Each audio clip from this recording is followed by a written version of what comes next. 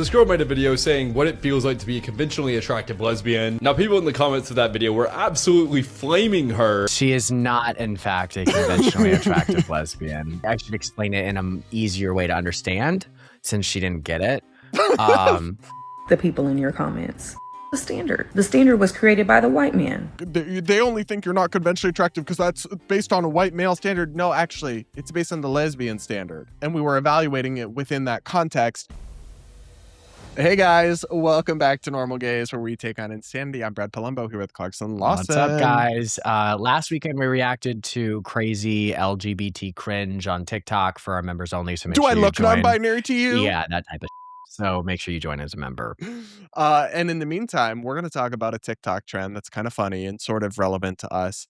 Have you heard of the conventionally attractive lesbian? No.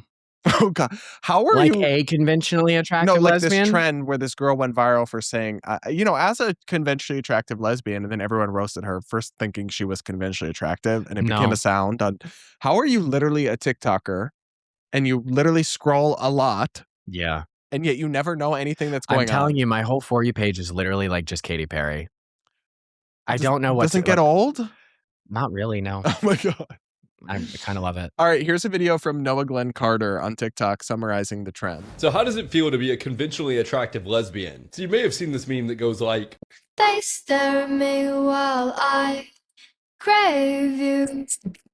So this girl made a video saying what it feels like to be a conventionally attractive lesbian. Now, people in the comments of that video were absolutely flaming her, and the whole situation just turned into this huge meme where people are basically just like, what it feels like to be a conventionally attractive whatever. So she is not, in fact, a conventionally attractive lesbian, and she is Or if she beautiful has- in her own way. Is she? But she's not a conventionally attractive lesbian. Words used to have meanings. Yeah, conventionally attractive means that you are attractive based on the Convention. beauty standard of What is lesbian. conventional? Correct. Well, I thought I should explain it in an easier way to understand, since she didn't get it. So basically there's a beauty standard that most people are attracted to. And then there's you. And that, okay. That was mean. This girl didn't do too and much. She you just may did this be little thing. outside of those lines. It doesn't necessarily mean that you're ugly. It just means you shouldn't label yourself You may conventionally just attractive. Be the type of people who like people who are not conventionally attractive. That was a great PR response. Politically correct. Yep. You're not cute. Well, cute is, I wouldn't say is people can be cute and not conventionally attractive. Well, she's certainly not conventionally attractive. I will agree to the point that she's not conventionally attractive. But this really did go too far, where everyone was dogging on this, clowning on this girl who's not like a creator. She's just some rando. Yeah. So it, like any of these trends, it gets unhinged quick. It goes out of control really fast. And she posted a video about like, well, this didn't go well for me. Oh, she did? Yeah. So we're going to watch that now. All right, guys. I messed that up a little.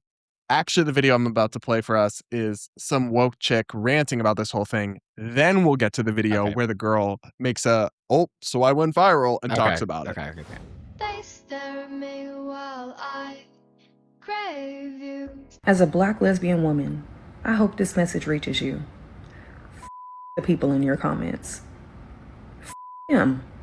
Anybody who is disrespecting you, anybody who's saying that your beauty doesn't meet the standard and all that's the standard. The standard was created by the white man. As a black lesbian woman, I don't base my standard of beauty off of what a cisgender white man thinks. I don't believe you do either. We got to stop letting people with colonized minds get in here and get in here. All of that. Live your life. You're beautiful. You're attractive. Anybody's standard that isn't your own. I want you to continue on, thrive, get you some views out of this. Turn this into an opportunity if you can. Flip the script on this. Because people whose standard revolves around the white man are not people who have your best interest in mind. And we'll just stop there. You take care of yourself. She had me at the beginning.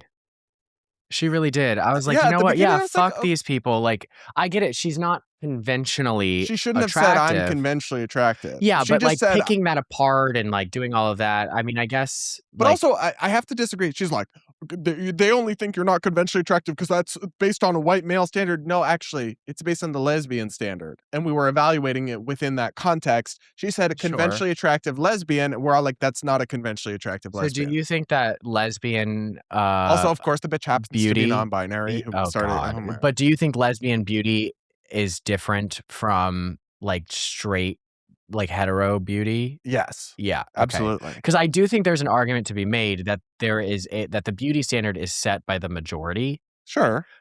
So you can make the case that like, well, I don't know if men, it's just like white features are more desirable in a majority white country.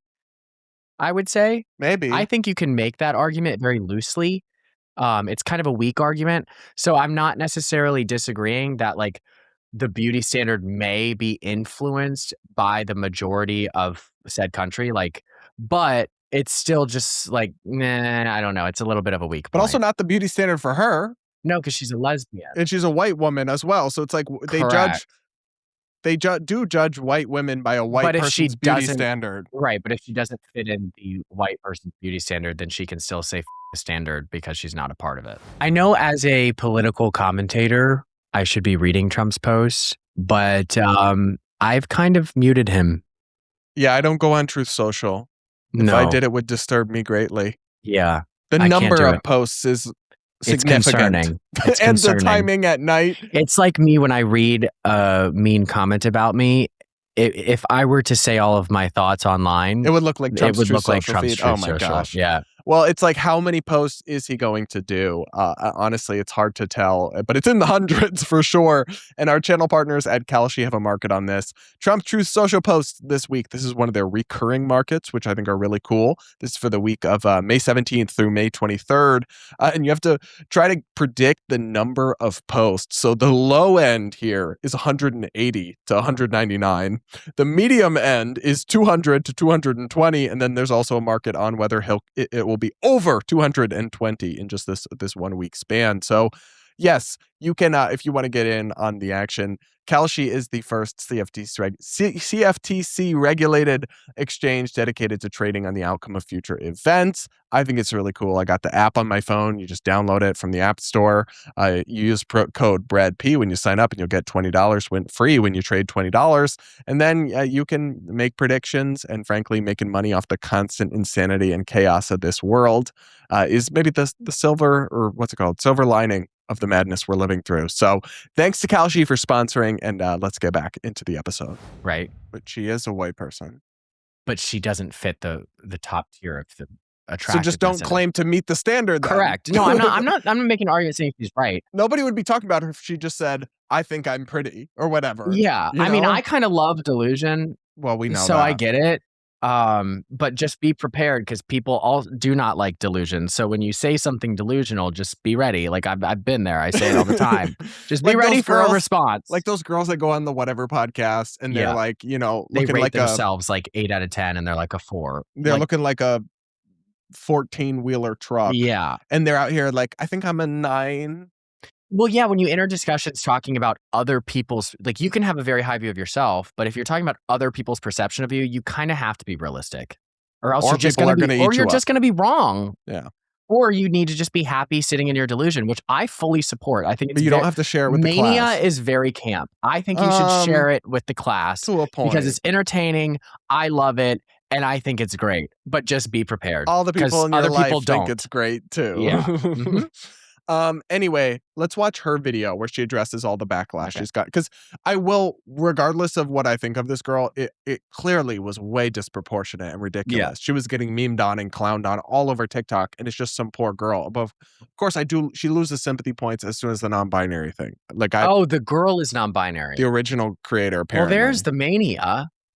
I mean, the delusion is there from the jump. not great. Yeah. Okay, let's watch this. Well, I learned my lesson, didn't I? Y'all sure made a example out of me. God damn it. I mean, the piercings don't help. The whole incel TikTok, taking this over and making me a meme, I kind of expected that. I kind of knew that this was a cringe post, And I just did not expect it to blow up like it did. But once it did, I got excited and stubborn and thought it would blow over. But genuinely, this got really scary. I talked about it on my YouTube. It's fine now. But genuinely, like, the amount of women that wanted to hop on this train and emulate incel hate trains, it was, that's disturbing, and you need to actually look at yourself. A lot of beautiful women, a lot of ugly women came up to me and said the most vile, insane shit. I don't know what that means about how you view yourself, but it's not good. Okay, I highly doubt a single person approached her in person because of this TikTok. Maybe she means her DMs. Yeah, she probably just means DMs, which I guess is the same as telling someone. And I'm sure people have said some vile and insane shit. Sure. But also, like, what do you mean you expected it? Then I feel less bad for you. Yeah, that's true.